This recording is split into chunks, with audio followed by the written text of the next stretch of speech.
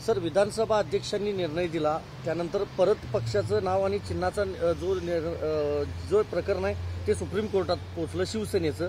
तर उद्धव ठाकरे यांना पुन्हा एकदा धनुष्यबाण आणि जे मूळ नाव होतं शिवसेना हे मिळू शकतं का? टेक्निकली बाबी आणि याबद्दल सांगा। बघा, फेब्रुवारीमध्ये मागच्या वर्षी फेब्रुवारीमध्ये इलेक्शन कमिशननी निर्णय दिला आणि त्याच्यात त्यांनी सांगितलं की लेजिस्लेटिव्ह मेजॉरिटी म्हणजे आमदार खासदारांच्या बळावर आम्ही हे तिसरी टेस्ट, पहिल्या 2 टेस्टमध्ये आम्ही क्लिअर नाही आहे, तुम्ही तुमची घटना दिली नव्हती त्यामुळे आम्हाला स्पष्ट सांगता येत नाही, पण आमदार आणि खासदार एकनाथ शिंदेंकडे जास्त आहेत त्यामुळं आम्ही हे पक्ष आणि चिन्ह त्यांना देत आहोत। त्याच्या विरुद्ध उद्धव ठाकरे हे सुप्रीम कोर्टात आले। सुप्रीम कोर्टाने त्यांना स्थगिती दिली नाही, पण त्यांना सांगितलं, इलेक्शन कमिशननी सांगितलं होतं की उद्धव बाळासाहेब ठाकरे हे नाव आणि मशाल हे चिन्ह तुम्ही पिंपरी चिंचवडचं इलेक्शन आणि कसब्यापर्यंतच वापरू शकता। सुप्रीम कोर्टाने सांगितलं जोपर्यंत आम्ही पक्ष आणि चिन्हाचा मेन निर्णय घेत नाही हे कोणाकडे जायला पाहिजे तोपर्यंत तुम्हाला मुभा आहे उद्धव बाळासाहेब ठाकरे नाव आणि पक्ष चिन्ह हे वापरायची। आता त्याला 1 वर्ष झालेलं आहे, त्याच्यात सगळे प्लीडिंग्स कंप्लीट आहेत, म्हणजे रिप्लाय रिजॉइंडर वगैरे। आता फक्त हे आर्ग्युमेंट्ससाठी मॅटर आहे। आता आर्ग्युमेंटसाठी हे मॅटर 1 मार्चला आहे।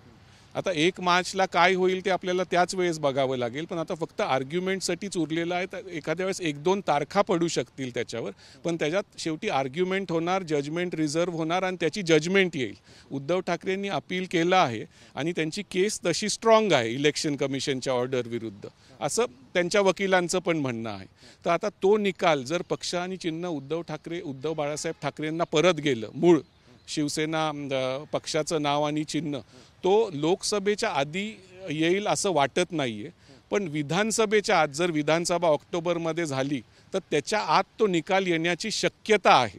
कारण तुम्ही बघा, हे मॅटर चीफ जस्टिसांसमोर आहे। चीफ जस्टिस हे नोव्हेंबर 2024मध्ये रिटायर होणार आहेत। नॉर्मली त्यांचं असं असतं की त्यांच्यासमोर जेवढे मॅटर आहेत ते त्यांना संपवायचे असतात रिटायर व्हायच्या आधी।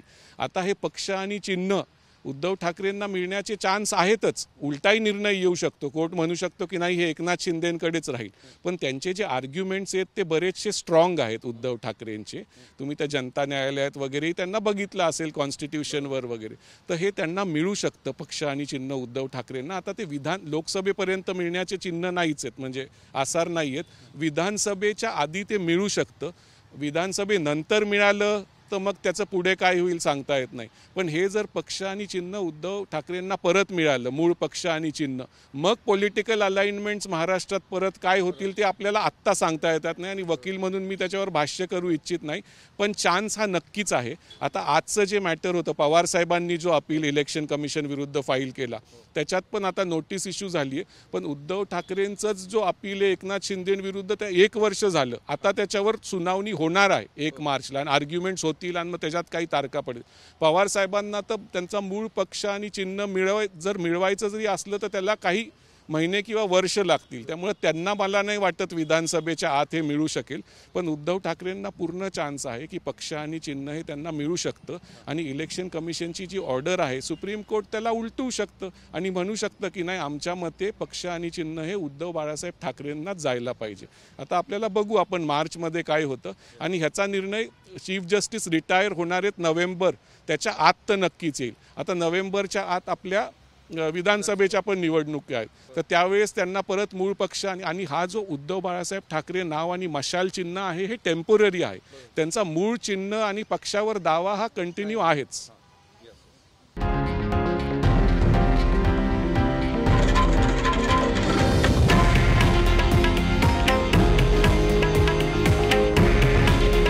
हे आहे देशातील नंबर 1 न्यूज नेटवर्क आणि आपण पाहत आहात TV9 मराठी। काळजी तुमची, हित महाराष्ट्राचं।